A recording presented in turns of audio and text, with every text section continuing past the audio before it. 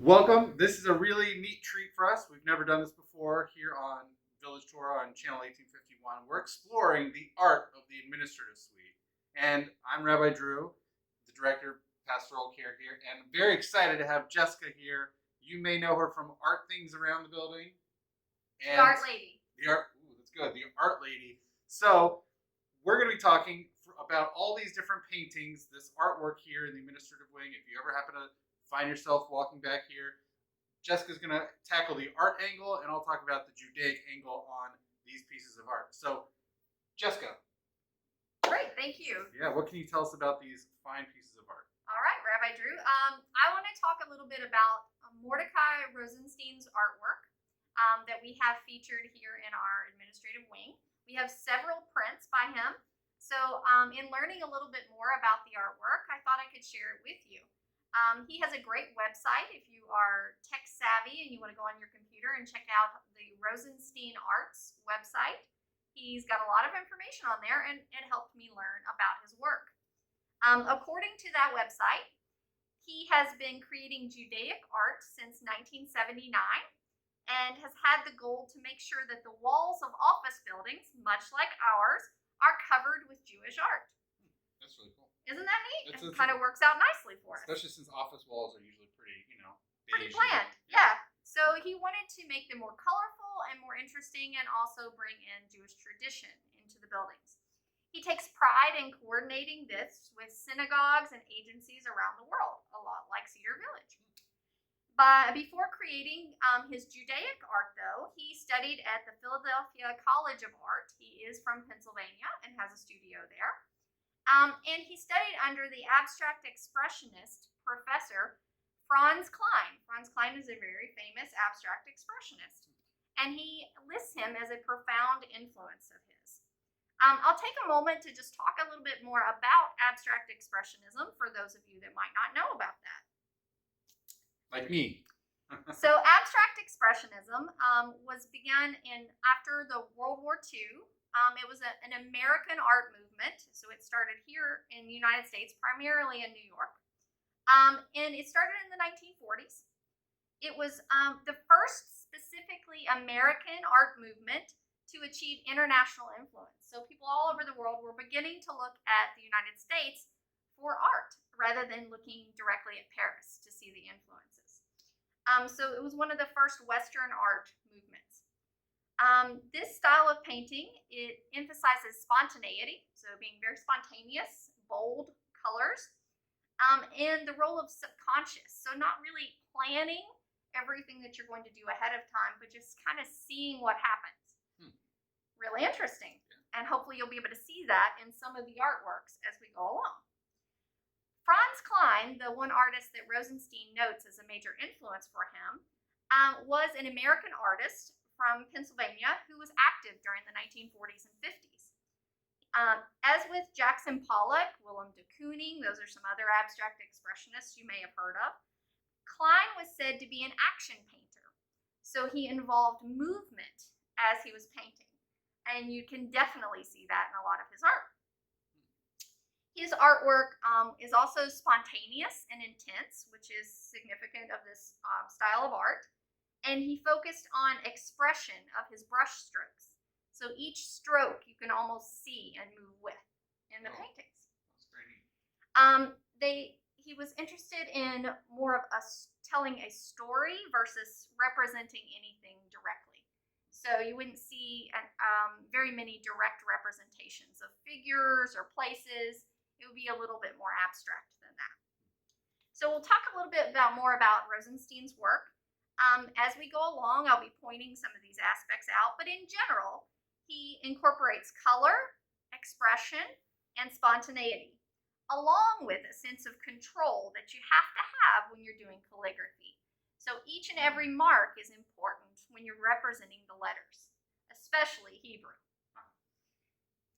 Quoting his website, he says, from his studio in his home in Elkins Park, Pennsylvania, Mordecai creates a myriad of pieces utilizing vibrant colors and flowing lines that transform the art of Hebrew calligraphy into a modern-day feast for the eyes. So he wanted them to be almost tangible the artworks, to have a sense of color and sound and taste that you could feel it with all of your senses. Oh wow! And Not really just pull you visually, in. Not just visually, and maybe exactly. even also here. Yes. Each of the prints combines calligraphy with color in a vibrant and energetic way to interest the viewer and also tell a story. So he's communicating through all of these elements.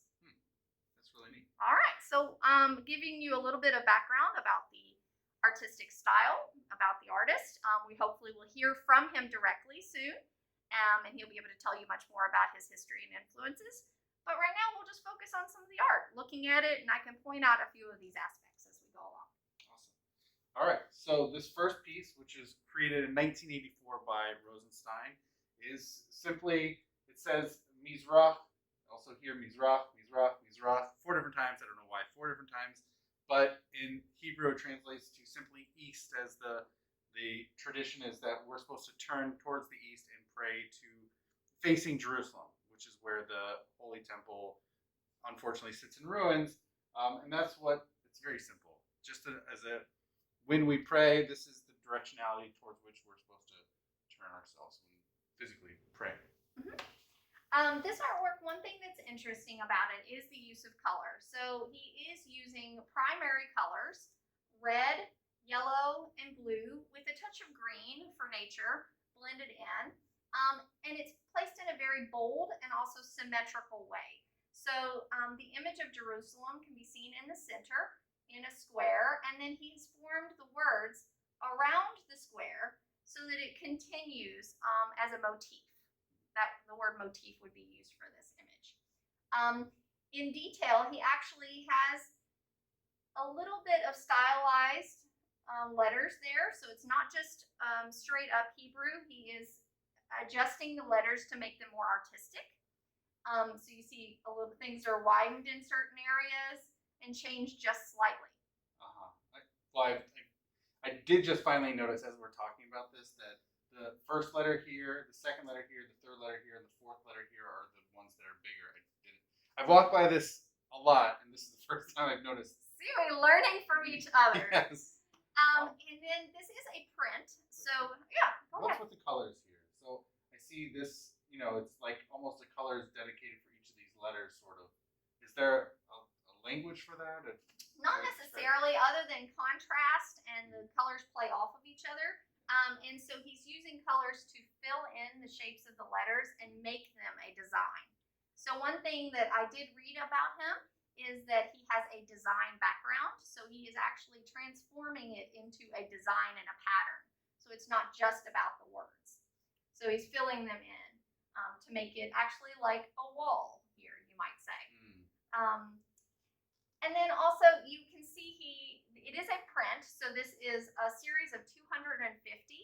This is the 98th print in the series.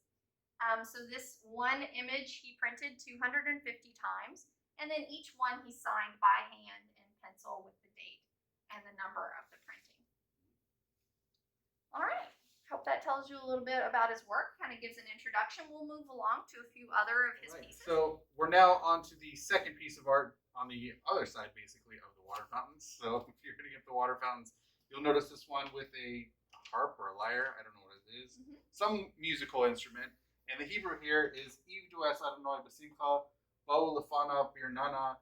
So it's from Psalm 100. It's the second verse, which is serve the Lord in happiness, and then come in front of him sort of joyfully. And so the idea is, even though it's not expressed literally in the words, but you can see it here, it's trying to, the service is music's involved. And you would think of music as being a joyful way of communicating and serving the Lord. So in this piece, I said I actually think it might be an earlier one because the letters are smaller and more contained. Now, of course, that can vary just by artwork and whatever he wants to convey in that piece, but it does seem to be a little bit more constricted in the letter formation rather than stylizing the letters a bit more. So I'd be interested to hear from the artist himself on that, but as a viewer, I do notice a difference that way. This is 5 years earlier. It's a It is. 1979 print. And this would have been according to his records, when he started doing Judaic art in 1979. So he may have been more true to form in expressing the calligraphy at that time. Again, an interesting question for the artist himself. He does keep all of the letters in blue, this time with an addition of just the primary colors. Primary colors are often used in abstract expressionism as the basics. So you're starting with the basics. They're vibrant. And you see you have the red, the yellow, and the blue. And then the secondary colors in between those, where the colors blend from one into another. And I do this gesture because it almost makes you want to just play the harp. And you'll hear the sounds of the colors as you go along. That's a very important part, and I'm a very animated person, so you probably see me move when I talk quite a bit. But in abstract expressionism, which I kind of consider that as my style of art as well, I mentioned movement, and gesture was an important part of it. So the artist wants to convey that movement so that you can almost feel the brush stroke. You can feel that it went like this, and then it continued. That's really neat. And he would make different areas by how he turned the brush. So if he wanted, and that works with calligraphy as well. A calligraphy tip is pointed at one side and wider at the other. So when you want to get those variances in size and shape, you have to use your own movement to create that. So he would be doing the same thing with the paintbrush as he's doing with the calligraphy pen. It's a very similar process. Yeah, you have a question or comment? Well, you were probably about to say it, but everything here, the top, especially the top, very clean lines, like very sure. And then here it's totally the opposite. It just sort of runs. Yes. Yeah. So it has an uncontrolled aspect. Yes. And it's like so sharply, such a sharp, contrast to exactly. The rest. Absolutely. So that's a really interesting point. And that might be where the artist, this is a time in his life where he is changing from one style to another. And it might be an interesting aspect of that. Maybe a subconscious representation of that. You might not even be aware. But it is kind of funny that you say that it's less control in this area. That's great. All right. So we're moving on to this next piece, which is it's not a piece of biblical stuff. This is a 1985 work by Mordechai Rosenstein, and it is the Modeh Ani. So it's Modeh Ani L'Fanecha Melachai V'Kayam Shechazarta Bi Nishmati B'Chemla Rabba Emunah Secha. So I offer thanks to you, living and eternal King. You have mercifully restored my soul. My faithfulness is great. So the Modeh Ani for centuries is the way, is liturgically, if you will, the way Jews are supposed to start off their day. You wake up, you sort of rub your eyes, and then you're supposed to say this. It's kind of like a prayer, sort of-ish. The really funny history about it popped up in the Middle Ages is it's kind of based off of a prayer that's mentioned in the Talmud from, 17, 18 centuries ago. I think what happened, I need to do further research on the actual liturgical history of this, is the problem with that prayer is that people hadn't washed their hands, they hadn't done certain things, and so I think the rabbis in the Middle Ages got a little uncomfortable, a little queasy with having to say a blessing the first thing you do when you wake up. So they created a modified blessing, Modeh Ani. So it's oftentimes also included in the morning prayers. So really, I think a lot of people may have more familiarity in the Saturday morning, the Shabbat morning prayers, to say Modeh Ani. There's tunes that people like to sing, and so that's what this is. And to my untrained eye, we got Jessica with two trained eyes actually, but I have untrained eye, and it looks a lot more, whimsical. There's a lot more excitement going on here. So, absolutely. Jessica, what's going on here? It has very much what we would consider a design aspect to it versus an art aspect. And there's a very fine line between art and design. But design you think of would be like the pattern in a textile would be design, or the pattern around a plate would be design. You wouldn't necessarily always hang those things up on your wall and consider them art, but they have a functional purpose. So they're decorative.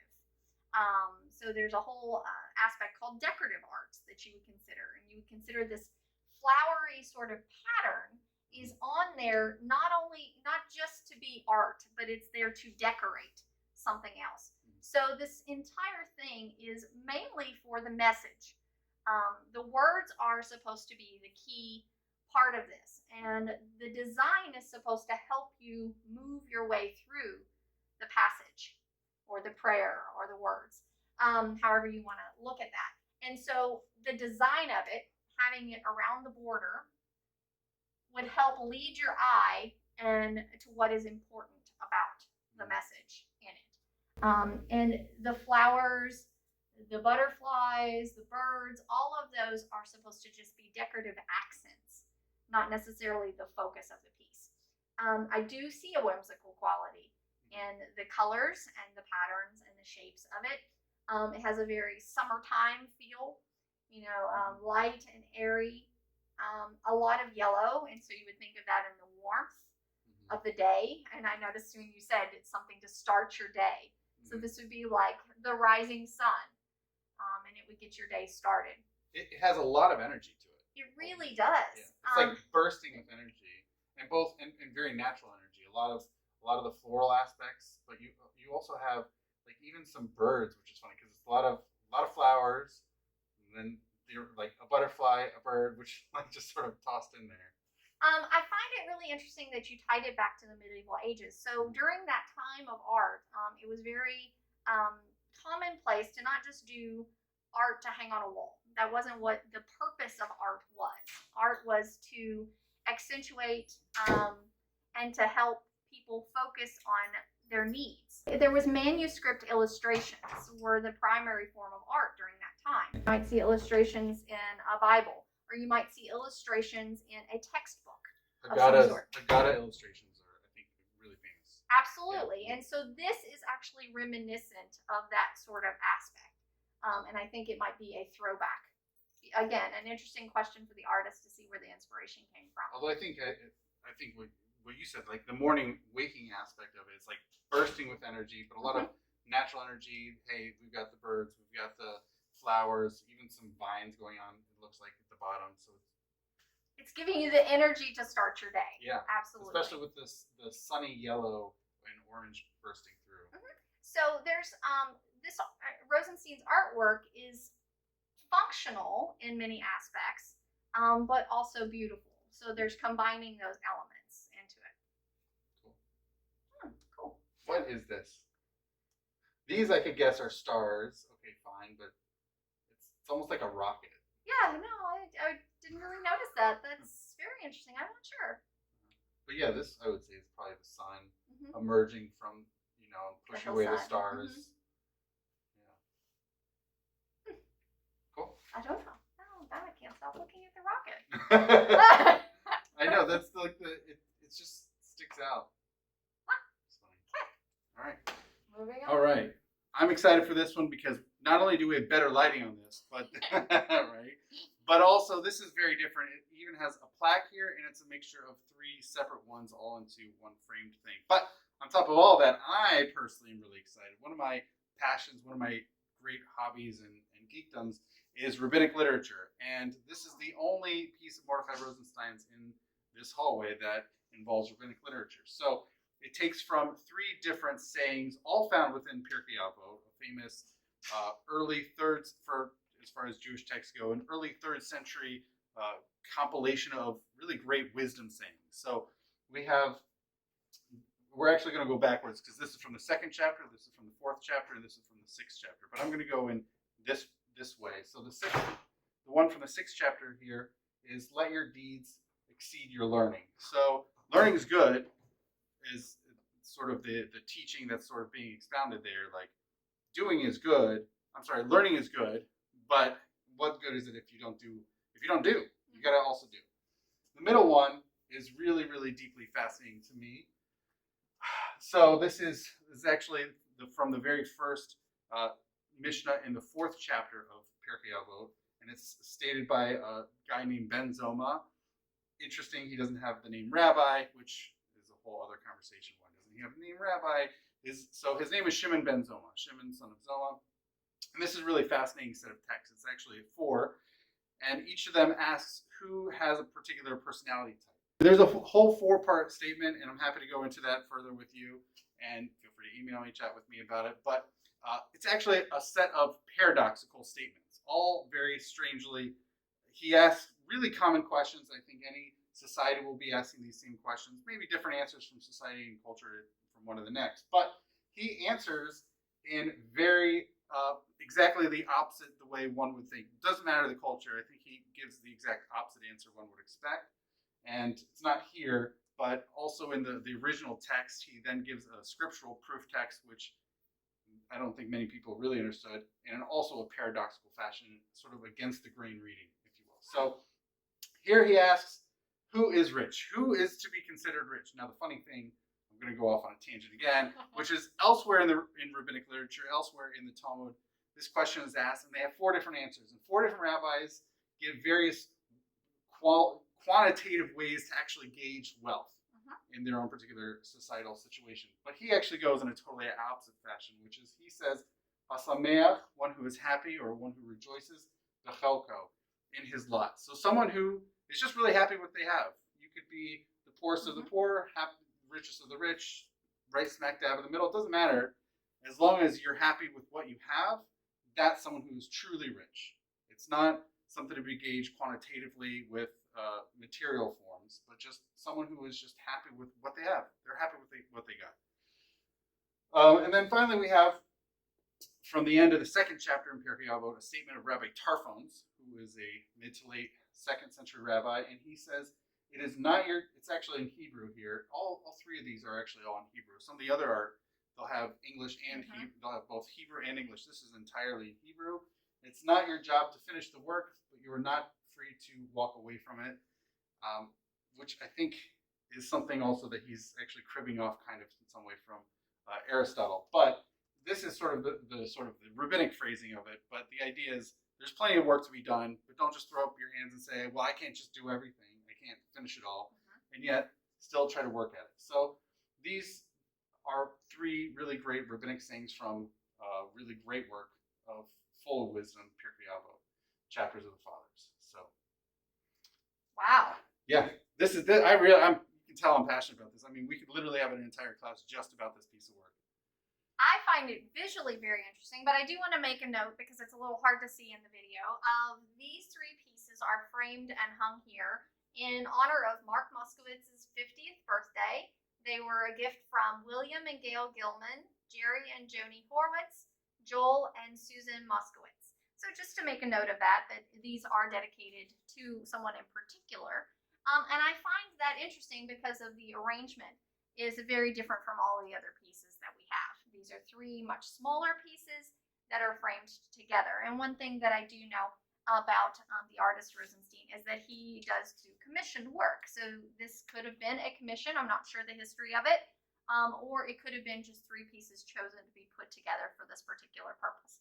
Again, an interesting question for the artist. I do want to point out this is a 1983 print, so it's between the pieces of art we've seen so far. Okay, so yeah, the timeline. Now, one thing that is very different on this piece visually, and from an artistic point of view, is that the colors. So we have, again, very vibrant colors, but also very deep colors. So it adds contrast. These are considered jewel tones. And I just had a discussion with someone the other day, and they said, what is a jewel tone? I don't understand. And I said, you think of precious jewels and the colors of those. An emerald green, a topaz, a blue topaz, a blue sapphire, a ruby red, a citrine color, amber. So you've got all of these very rich colors that you would associate with jewels. Citrine? Citrine. Learn a new word. There you go. And jewel tones. I learned too. So these are very much jewel tones, which are very contrasting to some of the other pieces that we've seen. The vivid yellows and oranges, the natural colors, the primary colors, the red and the blue and the yellow. It's a totally different color palette. But these 3 pieces were all obviously created together because they share the color palette. And there is a flow between the pieces. So you see much more black in the 2 pieces on the side, much less in the middle. It adds some symmetry to the collection. This is, a collection of 3, or a triptych, as you might say, in art, is is the word that you might use for it.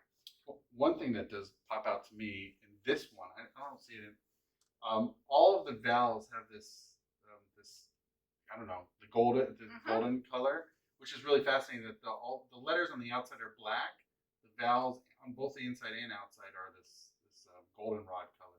Absolutely Really interesting. Yeah. I find the dot formation. There's a lot of focus on, you mentioned that, on the dots, and they're actually, so the circles become an artistic element.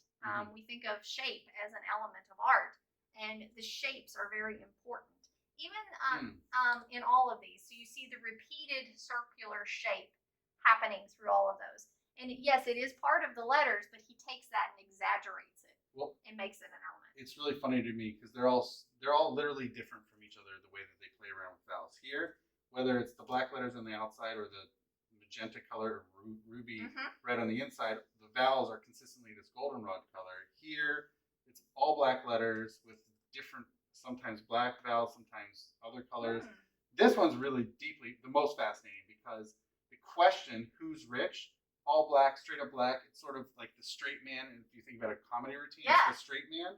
And then the answer is not only colorful, it's got different colors, non-black as opposed to the question, but also non-vowel. There's no vowels present. There's much more stylization of the letters of these two. It's almost, it's more animated. I like the way you said this is very straight, very direct, and these are more exaggerated, more comical, more fluid. Well, it's also more happy. Absolutely. Right? So joyful aspect to it. Yeah. Very interesting. And because I don't read Hebrew, I would not have known that had we not had this conversation, and what the difference in the aspects are. Now tell me, what would be here? What is the difference between the red lettering and the black in the conversation? This sets up the. Is this the answer? No, this is sort of the end. So you can't. It's not your job to finish the work, but you can't desist either from it. You need to still go at it. Again, so there's a separation of the color is intending to represent the separation in the dialogue, or the. Right. I mean, this could set you up for saying, "Oh, there's so much work to be done. Maybe I'll just throw up my hands." No, you got to go harder in on it. You really need to dig in your heels. Okay, so he's using the vibrant colors to draw in and kind of hammer the point. Yeah, to build up more emphasis on that answer. Absolutely. So the artist could have represented the lettering very straightforward, and as we've seen in some of the other works, where he could have just written it out and decorated the outsides, but instead he's incorporating the message into a visual form. So the visual form is beautiful, but it also draws in and helps the viewer understand the underlying. All right. So we are at our final piece of art for this little journey, this little art study session. I do want to point out to people, actually, two of the pieces down this hallway actually are duplicates. So even if you say, "Hey, you only covered this number, but there are a couple others you forgot," don't worry, we still have them here. They're just, you get double the pleasure. So one of the really interesting things about this one I'm going to point out is actually something we see on all of them, which we haven't mentioned yet, which is really small. If you have some good eyes and a magnifying glass, you can see in pencil there are two Hebrew letters in cursive, a bet and a hey, which is really an acronym that stands for Be'ezrat Hashem, with God's help. So it's something that people often do on any work, whether it's a piece of writing, whether it's a homework assignment, but also with pieces of art. People just do a little thing, basically sort of beseeching, asking God for help with doing whatever it is, whatever endeavor that they're working on. So I just want to point out on all these pieces of art that appears. So it's just, I don't know if you might notice it, it's in pencil, it's really small. And yeah, you have to zoom in really close. That's right. So something else that is in pencil and you would not be able to see from an artistic aspect, and we were just discussing this before the video, is so that we obviously have the artist's signature and the date in the corner of each one. In general, he writes the title of the piece in the center, but what you will notice over on this side is a number. It's a fraction, and I mentioned it early on in the talk, but each of these are prints, and so they're numbered prints. So on this one, it is 8 out of 350. For example, if you ever see that, and you might see that on some of our Chagalls or some of the other artwork around the building, is that he would have produced a series of 350 of these prints. This is the 8th version, so the 8th printing of that series. And so it's good to know that from an art history perspective. What does that little number mean down there? So this was one of the earlier ones in the series. Number 1 would be the first printing. And I know we had a separate conversation about this, Jessica, but the earlier prints are more vivid, right? They have better quality to them than Absolutely. Something in the single digits will be better than something in the double digits, and certainly better than those in the triple or even quadruple. Absolutely. The lines will be a little clearer, a little stronger. Sometimes the colors are a little more vivid. As the prints go on, you would see more wearing on the printing process. And so the earlier prints are sometimes more valuable, and they're definitely clearer. All right. So we'll go ahead and we'll talk a little bit about the history of this piece. All right, so this, as opposed to all the other pieces that we've seen, is very sparse on the wording. We only have 2 words in this entire piece. One word is Yafo and the other word is Nineveh. So it's literally 2 towns, Jaffa and Nineveh, which this is called Jonah and the Great Fish. You can see there's a big aquatic animal swallowing up a boat, and all that. Jessica go more into talking about this, but for the moment, it's basically the story found in the biblical book of Jonah, which we also read on, at least traditionally, on Yom Kippur, is traditionally when we read this book. And I'm not going to tell you more about the book. You're welcome to read about it yourself. But Jessica, you said there's a lot going on. It's story. Also, I know something you pointed out to me. One thing I can tell, also going back to the pencils, it was created in 1990, which is years after everything else in this suite, in this wing. So how much does this differ? What can you tell us about it? Absolutely. This piece is less about the calligraphy and more about the imagery. And so one thing I said early on was that abstract expressionism in general would not be representational. It would be more abstract. This does not fall in line with that. So it involves the color, the movement, the pattern that you would see in some of abstract expressionism, but it is representational. So it diverges a little bit from the artist's general style. So this was meant to represent a story and to communicate a story and a message, not just through the words, but through the images. So you see this dynamic whale, a great fish, as the artist labels it here, and it's made up of all these little scales. And so he's representing the scales in all these little colors. So he is stylizing it using pattern. He could have painted this entire thing in one solid color, absolutely, but it's definitely more interesting and more stylized with the broken color. It's almost like a quilt as you put it together that way. And it's swimming away. So you're seeing the direction is going away from over here. Here it's swallowing the boat, and the boat also has this similar pattern, this quilted pattern. I know it's a little hard to see in the video. You're far away, and it's got lots and lots of detail. But in the sail, you see an intricate pattern of red, yellow, and gold woven together, and the boat just looks like it's being swallowed whole. You do not see a lot of detail in the whale or the fish. Although, do you see it being, it could just be there's sea and it covers the mouth or the mouth of whatever this creature is. I'm glad you point that out, because you see it as initially it's like, woo, and it's swallowing it up. But when you look closer around the boat, which was what I was going to say, you actually don't see a lot of detail in the face of the fish. So it's obscured. Ambiguous that Well, it's way. obscured. Yeah. And also, I think this is really representing the tempestuousness of the seas at the moment that the sailors ultimately tossed Yonah off the boat. Yeah, and you see this message around it. When you look very close, you see a lightning bolt for the storm. You see the moon hidden behind the clouds, and you see the waves crashing up around the boat. So yeah, you got to get this mixed message of what is really happening here. But you see definitely the main key element of it is that it's action. It's tumultuous. You use the words. Yeah, tempestuous. But yeah, either way. You see this like turning and twisting and conflict. Right. It's conflict. Well, it's fascinating. I'm glad we're having this conversation because I've walked by, I've never really noticed. the obscuring of the fish or the whale's face, which I think goes also to the translational problems. It's a huge fish in Hebrew, but is it a whale? Is it a huge fish? And he doesn't even want to deal with it, so Right. he just obscures the head It makes and says it's a big aquatic creature. Like It does. It adds an ambiguity there Yeah. that it's like letting you decide or letting decipher that for yourself.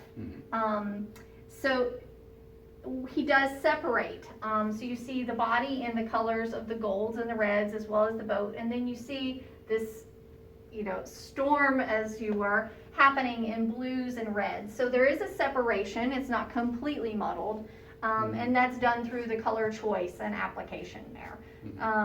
So it is in rainbow colors, but he places the colors in a way for your eye to make sense of what's going on a little bit more. Now happening over here, you do see, you said that, 2 cities. Yeah, so Yaffo, the city from which he sets a sail, so it has a port. Yaffo is known for being a port city. Still to this day it is. And you can see the waterfront and a couple of the boats that look similar to that one. And then ultimately the city where he ends up going, that originally he didn't want to go to, but he was fairly compelled to go to Nineveh ultimately.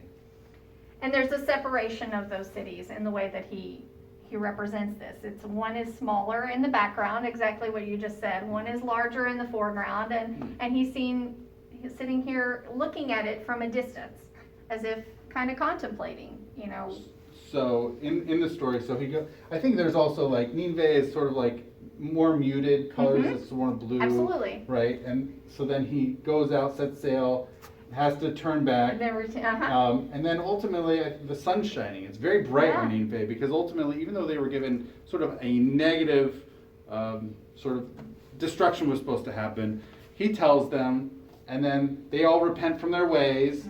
And actually, Yonah is deeply dissatisfied by that outcome because he totally expected this. He said, "I went on this whole journey," but they actually turned away from their bad deeds. They were not an Israelite town. They did this, and then the sun shines down upon them. It's very bright. They have a bright outcome ultimately.